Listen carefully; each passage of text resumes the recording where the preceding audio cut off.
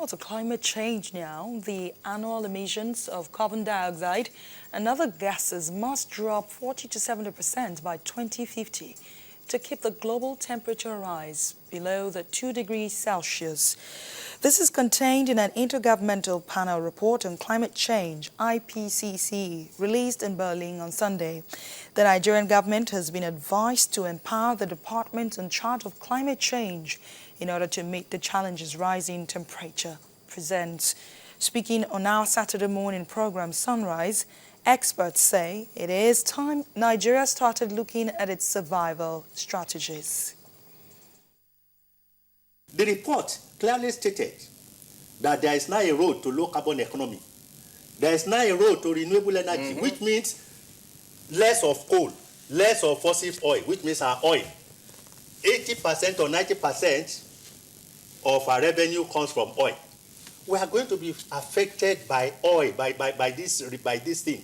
And if you look at it, the Americans, the Europeans, they are now talking about renewable energy. Very much so. In the last few weeks, you will see a lot of people coming to Nigeria. They are talking about renewable energy. And we don't understand that the message they are passing to us is clear. We don't need your oil. America has come up with shale. Let us diversify. What needs to be done is that we need to move to where the people, local government. For instance, there is a need for us to incorporate the issue of climate change into our development plans, both in the local government, in the state, and in national. Because whether we like it or not, these are situations that are striking us in the face. And we also need to have what we call a climate resilient programs, which will also help us. So there is a need for education, there is a need for creating awareness, there is a need for investing in people, and people also must be disciplined.